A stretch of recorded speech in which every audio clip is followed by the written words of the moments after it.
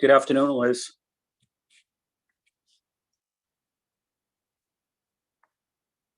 I think you're on mute. I'm having difficulty with the mic this afternoon. Thank you. Good to see you. Thank you for coming. No, glad to be here. Thank you, Liz.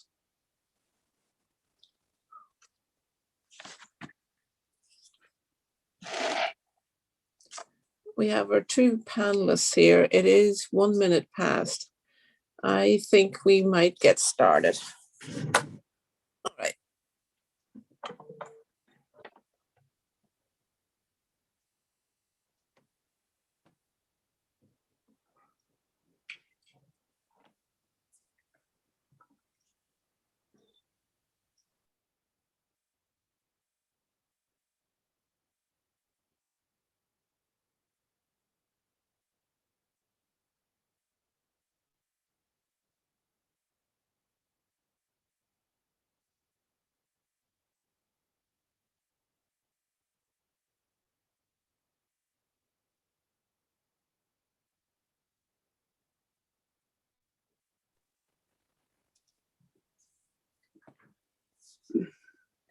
See who else is here.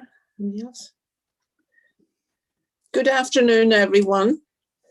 My name is Liz Braden, District Councillor for District 9 in Alston-Brighton. I am the chair of the City Council Committee on Strong Women, Families and Communities. And I'm joined today by my colleague, Councillor Ed Flynn. And this is a public hearing being recorded. It will be live streamed at boston.gov, City Council-TV, and broadcast on Xfinity Channel 8, RCN Channel 82, and FiOS Channel 964. We will take public testimony at the end of this hearing. If you wish to testify via video conference, please email ccc.swfc@boston.gov to sign up. When you are called, please state your name and affiliation, residence, and limit your comments to no more than 2 minutes to ensure that all comments can be heard. You may also submit written testimony by emailing ccc.swfc@boston.gov. Today's hearing is on docket 0436, message and order authorizing the City of Boston to accept and expend the amount of $100,000 in the form of a grant for CAN share financial year 2021, awarded by the donor group to be administered by the Office of Food Access. Let's see.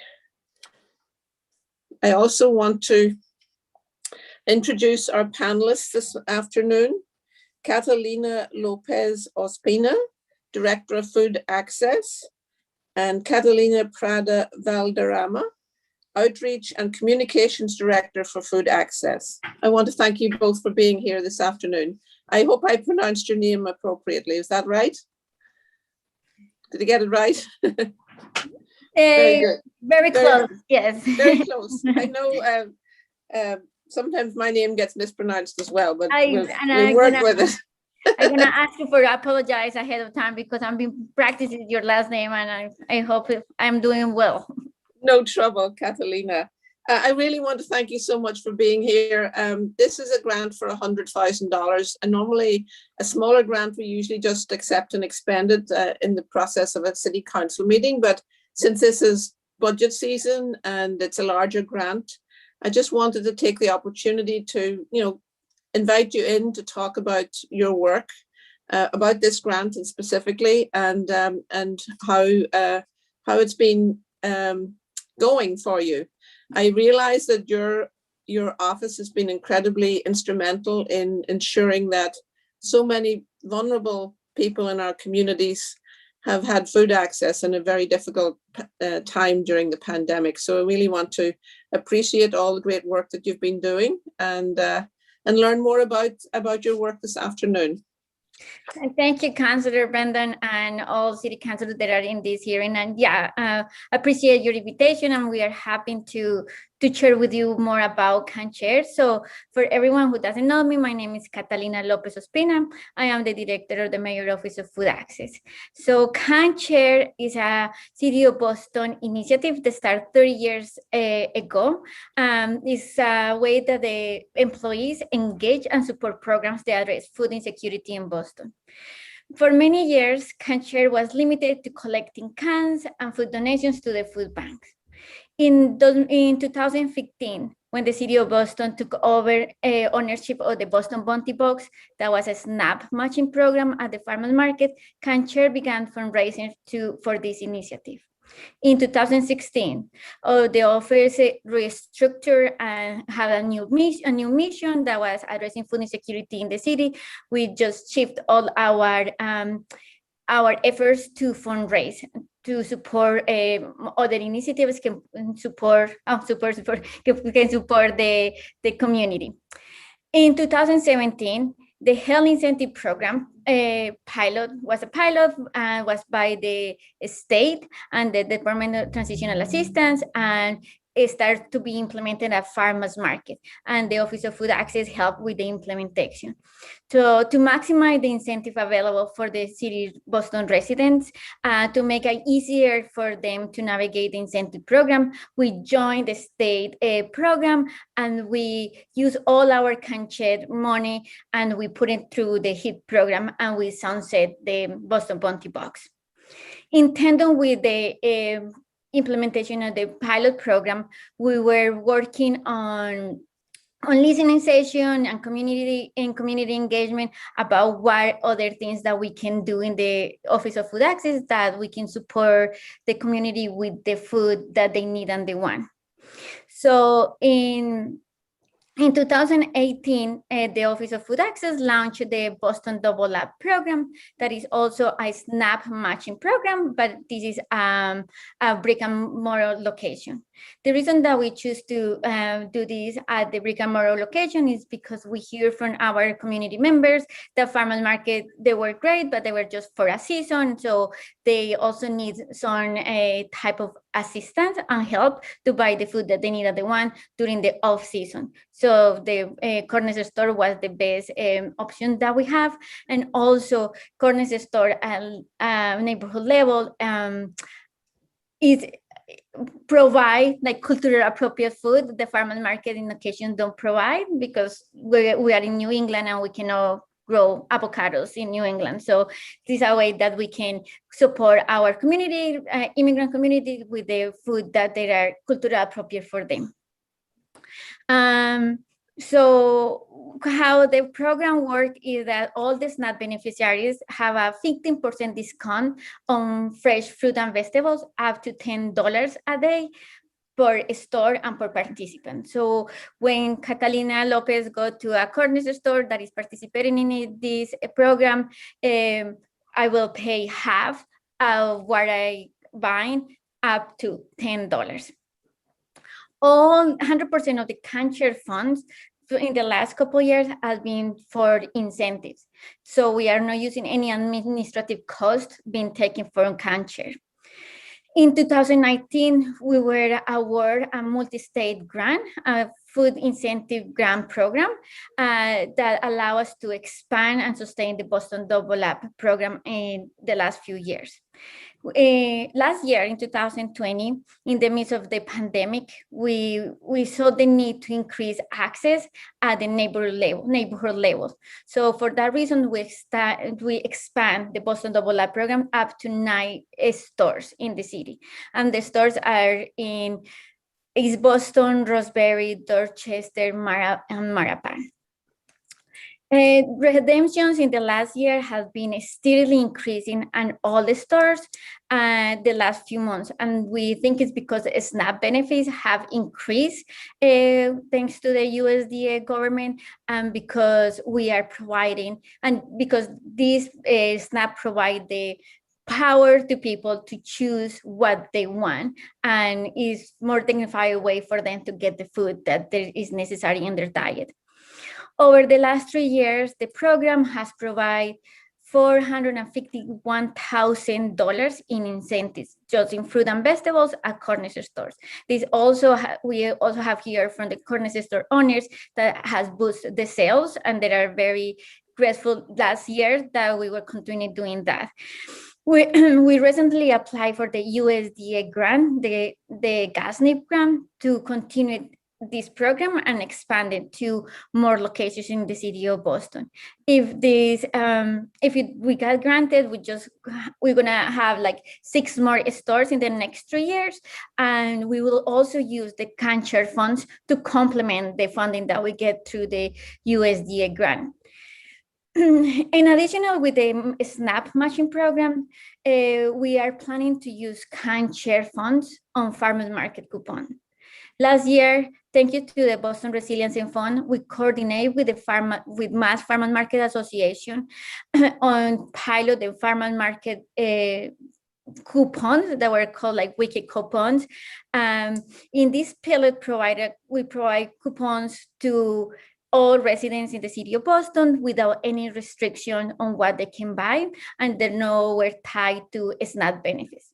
So for those who know about the health incentive program, is a SNAP matching program that is, you just get the benefit if you are a SNAP recipient, and you can just buy fruit and vegetables. So our pilot program with the coupons was open to everyone. So we were trying to capture the immigrant population that doesn't qualify for the SNAP. And we also opened the opportunity to get the dairy and the protein and bread that were needed for their diet.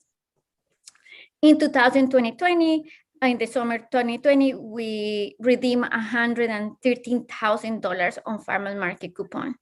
Knowing we hear from our farmers market manager that was a great tool for them to bring business to the farmers market, also to support their community, we extend the farmers market coupon through the winter to the 5 farmers market that are open in this season. And so far, there have been $23,000 being redeemed. Currently, we are planning the second season of the summer farmers market coupons. We are hoping that all farmers market in the city participate in this program. We are expecting that we will be serving over 2,500 families with the coupons. We will be working with community organizations, serving the immigrant population, or serving other vulnerable populations that can help us to distribute the coupons to those who are more in need. We are excited that CAN-SHARE funds will be used to support the immigrant population and expand our support beyond the SNAP users. So that's all I have overall about CAN-SHARE. I'm happy to take questions. I'm happy to share with you that what we will be doing with the funds that we will get in through the CAN-SHARE fundraiser. Very good. I'd just like to note that Councillor Julia Mejia has joined us. I will pause for questions right now. Any questions so far, Councillor Flynn or Councillor Mejia? Yeah, thank you. Thank you, Councillor Braden. Thank you, Councillor Braden. Thank you, Catalina, for your excellent presentation. I think in my opinion, the 3 most underrated and most important departments in city government are food access, language access, and Office of Immigrant Advancement. Have incredible respect for the role in what you do, working on behalf of the residents of the city. So I want to say thank you to you and your team, especially over this difficult period of time. But food access really stepped up to the plate in providing food to families in need, to our seniors, to our immigrants, to low-income families and persons with disabilities. So I want to say, on behalf of myself and in the city, thanking you and your team. Thank you, Councillor Flynn. Thank you. Well, I guess the only question I have is,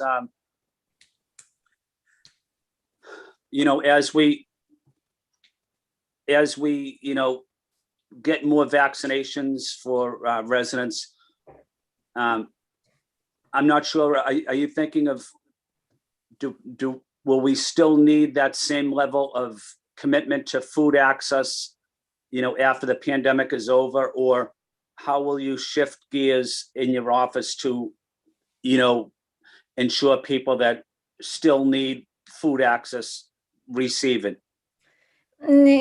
Great question, Councillor Flynn. We are planning to transition like the emergency feeding program to something that is more sustainable. So our goal is like we're gonna continue with our emergency feeding programs until July, and all the organizations that have been working with us will receive the coupons. We know that the effect of the pandemic and low income residents is gonna be many years with us. So we think that we want to continue putting a lot of effort to support low income residents with access to food.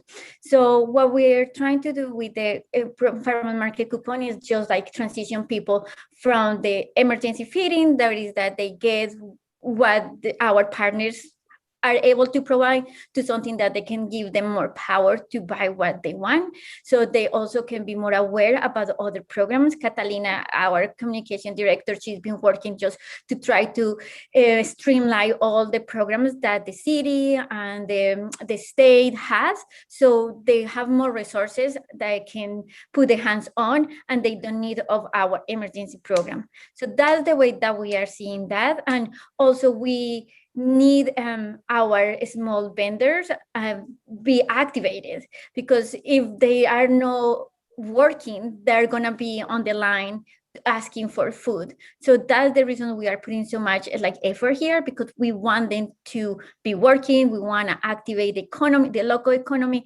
so we have less people like having hard time getting food to their hands. Well, thank you again. You guys are playing a critical role in our city, and I'm glad that you're working closely with all city departments, because that's really the key, is coordinating services, and talking with other departments about what's happening at BHA, what's happening. Yeah, sorry, I got cut off a little bit. What's happening at BHA and other city departments. So just want to say thank you and your team as well. Thank you, Councillor Flynn. I just want to say that we need people be using all their benefits that the city has.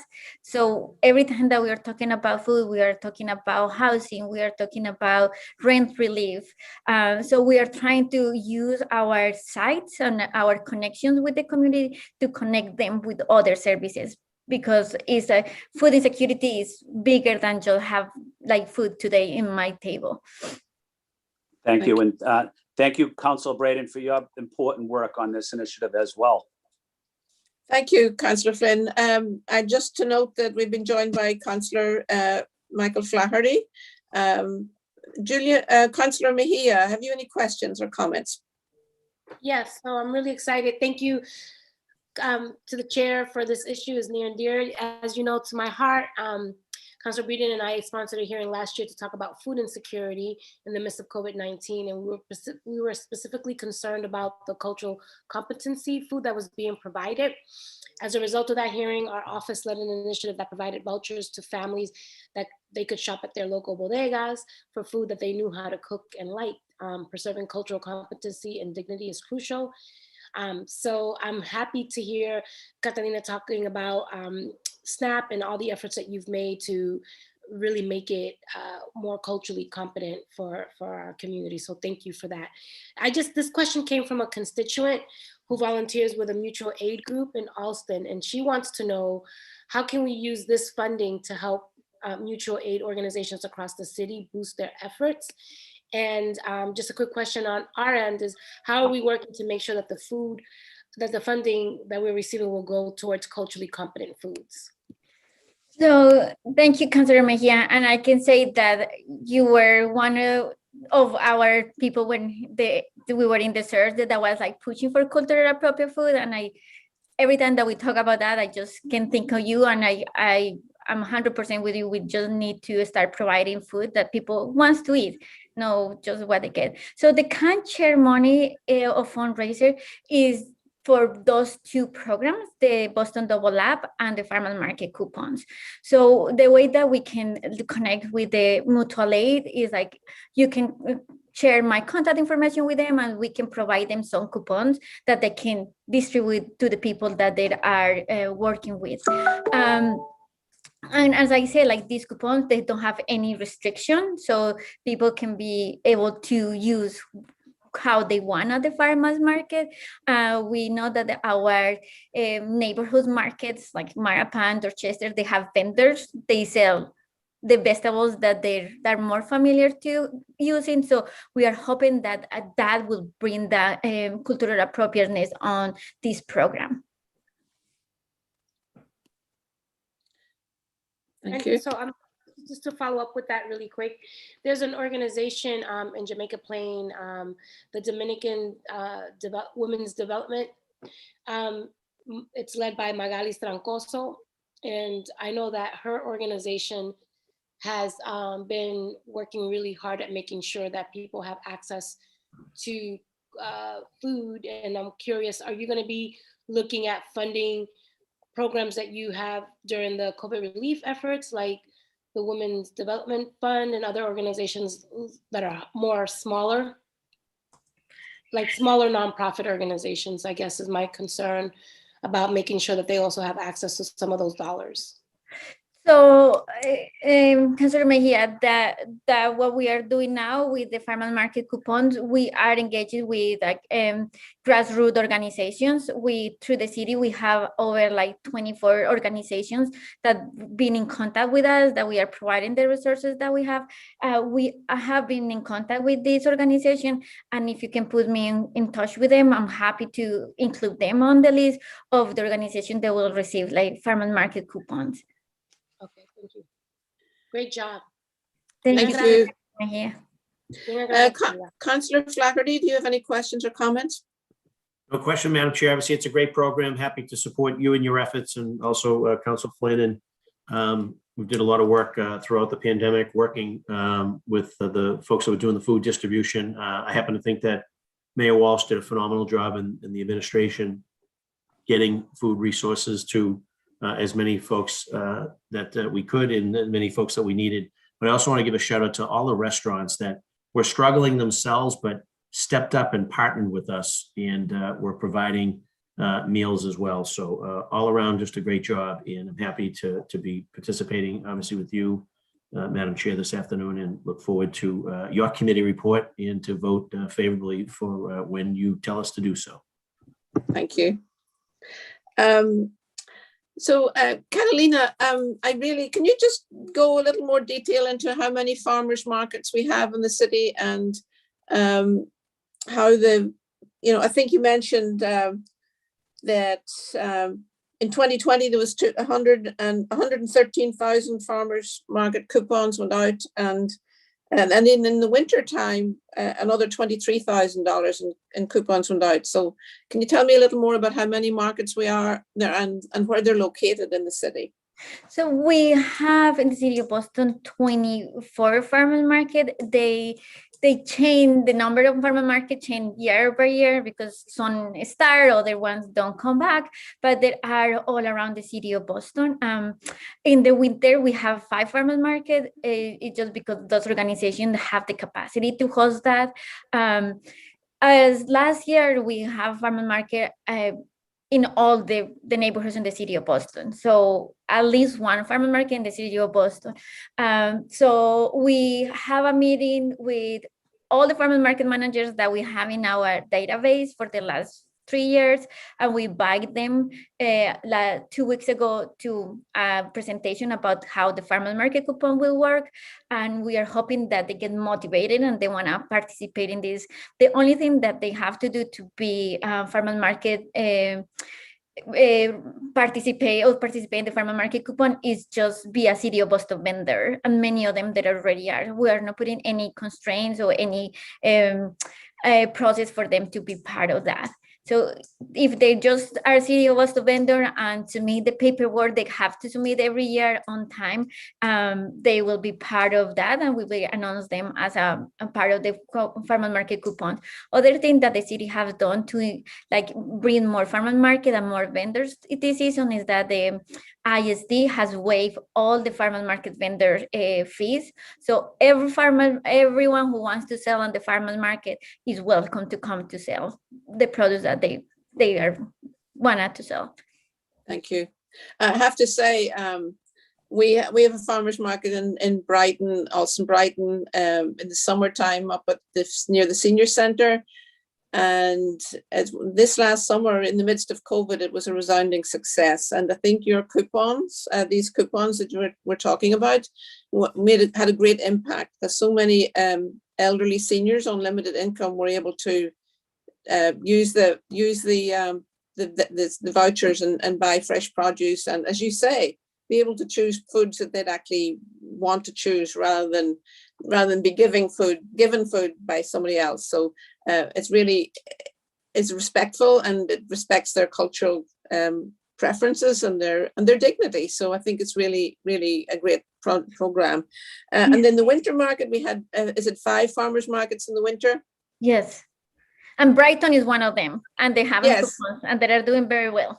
Yes, and our last farmers market will be this Saturday, the last winter market before the summer one. So it has been a resounding success as well, and I think it says a lot about the folks who organise the farmers markets and your support. It takes a team, it takes a village, and I really appreciate that partnership that you have with the market managers.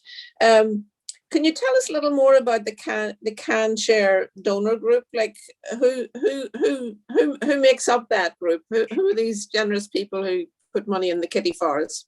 So this fundraiser is City of Boston employees. So last year we don't have Can Share, but in the past, like City of Boston departments like sell cookies, make raffles. Everyone just come with like put the creativity to float and bring like ways that they can raise funds, and all the money goes to the Can Share.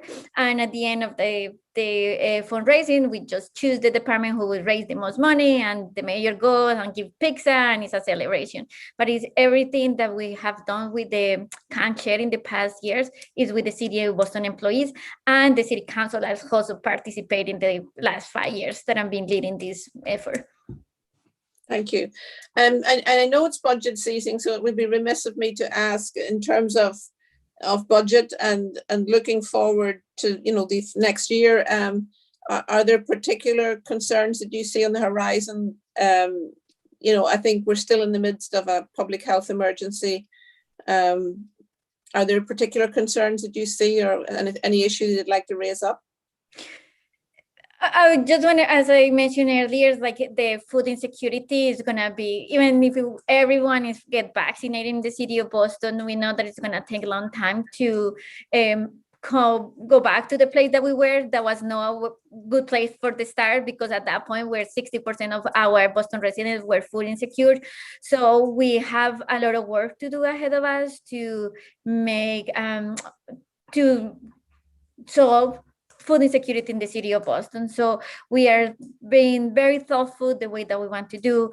I just want to say that thinking in our recovery in the future, we are thinking about giving the community the power to find the solutions, they work for their communities. We learned last year that we put a lot of food out and we were just giving emergency food, but we also learned from many community organizations it's a way to do it on their community. So that's something that we really want to strain in the next year moving forward, just provide more support to the community organizations. As you say, Councillor Brandon, we want to give the people the choice to buy when they want, where they want, what they want.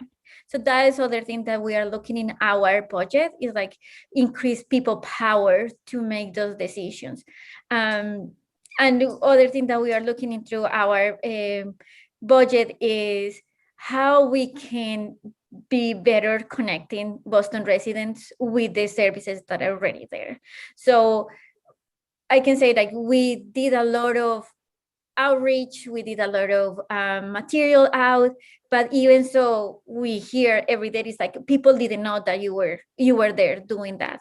So that's other of the main keys that we're gonna be working next year. And there is like we highlight in our budget, like we need to come up with a better strategy that you will use the channels that the community needs to use them. So that's the reason Catalina is playing such a big role here. She's just trying to identify those channels by each community and the key partners, the neighborhoods that can help us to amplify that information that we have.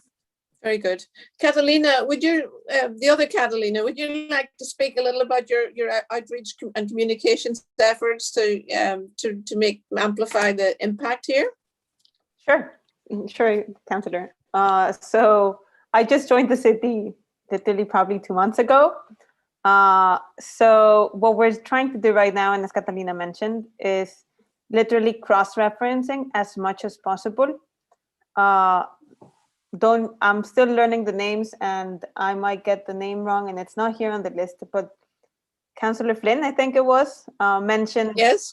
That we should be working with Housing Authority and we should be working with rental relief. That's something that I'm working actively with. We're going to be launching, just I can speak to the rental relief fund. We're creating a process for referral to get people that are getting rental relief help that are also directed to our office, so we can start having a holistic approach and helping people from every front. So they're not seeing, as I was only helped by housing, but also by food. And if it's a age-strong population, that we can also provide them the help that they need. So I think that's currently my priority, like short-term and long-term, as Catalina was mentioning, is just lifting up community initiatives, community-led initiatives. I'm just there to literally build up on what they're doing. We don't want to reinvent the wheel. Very good. Thank you. Councillor Mejia, Councillor Flaherty, do you have any, I see your hand up. Thank you, Madam Chair. Just had a question. I was curious to see how many of our farmers markets and mobile vans accept SNAP and HIP, which is the Healthy Incentive Program, where people receive the financial incentive for purchasing fruits and vegetables. And also was curious if there were any partnership with our community health centers at the farmers markets, given that, trying to get folks to reconnect and or those that are connected with their community health centers, whether it's through testing and or the vaccine process, that they have an opportunity. I know, for example, in my neighborhood, the farmers market down in West Broadway is sort of almost across the street, kind of diagonally across from the community health center. And if you think about some of our other neighborhoods, they're somewhat similarly situated. So just curious on those couple of points. Yeah, thank you, Councillor. In 2017, when the Health Incentive Program started, I took all the time that I had at that point to make sure that every single vendor that is eligible for the SNAP whereas SNAP vendor. So I help over 100 farmers and vendors to become a SNAP retailer. So at this point, I can say that every vendor that is eligible to receive a SNAP is already doing it.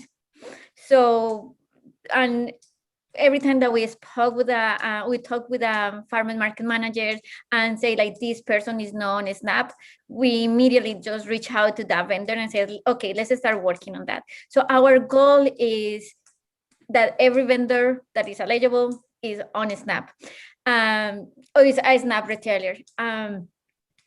We work very close with health centers. So we have like three or four farmers market. I'm sorry, I don't remember well the number, that are very connected with the farmers market, and there is refers to the farmers market. There is a staff of the health center working at the farmers market, or even like hosting that. I know the Bodona in Geneva farmers market is hosted by the health center. The Coleman Square farmers market is hosted by the health center, and the Dot House in Dorchester is also done by the health center. So we always looking for those connections, and we always been talking with the health centers, telling them about the farmers market. The Health and Human Services and Boston Public Health Commission have very good relationship with them. And as the season approach, we will be talking with them to just making sure that they know where they are, what is closer to them, and where they can refer their their patients to the farmers market. Thank you very much. Thank you, Madam Chair. Councillor Mejia, do you have any further questions? Yeah, so this is an emerging opportunity, and I'm not sure. We just recently passed a residential kitchen ordinance where small entrepreneurs can bake and sell products. And I'm curious, what if any opportunities could exist? I'm going to assume that most likely some of these folks who are operating can sell at the farmers market and people can make those purchases. I think we'll see an uptick on minority and immigrant business foods. So I think that, Catalina, that might be a good, something just to put on your radar to think about once everything gets up and running, that it might be another good source of list of people who you may want to work with to provide culturally competent products to as well. Thank you, Councillor Mejia, for pushing that forward. I think it's a great opportunity for all these new entrepreneurships to go around, so they will be able to sell at the farmers market. So we're gonna have to start looking a way that we can connect them right away with the farmers market managers that are always seeking for vendors. So maybe I should follow up with your office later on when everything is just finalized, and see how we can build that channel between these new vendors or potential vendors with farmers market managers. Yeah, that would be great. Thank you, Catalina. Sounds good. Thank you. So in terms of, you said this is a fund, right? A fund, City of Boston staff raise this money. I know we've been in working remotely and all that fun things that we've been doing. I'm just curious how the fundraising has gone this past year. Are we keeping up with the previous year's fundraising, or how are we doing? So because now we are just getting our head out above the water, we are just planning the fundraiser, and it's gonna start in May. So we are working very closely with the human resources. They see that this is also an opportunity to engage now that everyone is far away, to just bring together those relationships among of the city employees that we don't have anymore. So everyone feels very isolated. So this year, the goal is just to make activities to just connect again the city employees as a team. Catalina has been more involved on the CanShare planning, so she can give you more information about that. Yeah, sure. So just to recap, last year we didn't have CanShare. This is the first time that we're going to be launching it virtual. As Catalina mentioned, we're launching it on May, and we expect to have each department have a champion, and they would be in charge of just creating and adapting however they wish to engage with their employees. We will provide a toolkit in which they can take ideas from, but we're just letting them a bit completely invent the path, because we are creating it as we go. I'm completely honest. So that's what's going to happen. We are probably in 2 weeks, we will be start talking with the coordinators, or the champions, how we're calling them. Well, I wish you all the best with that. Councillor Mejia, do you have any more comments? I think I've I'm very happy to support this grant. I welcome the opportunity to just talk with you all and find out about the great work you're doing. And don't hesitate to reach out to this this committee and to ourselves if there's anything we can help you with. So if there's nothing else, just checking in, I don't think there's anyone, there's no one waiting for public comment. Okay, well, with no more ado, I will now close this hearing and adjourn. Thank you. Thank you so much. Councilors. Bye. Bye-bye. Thank you.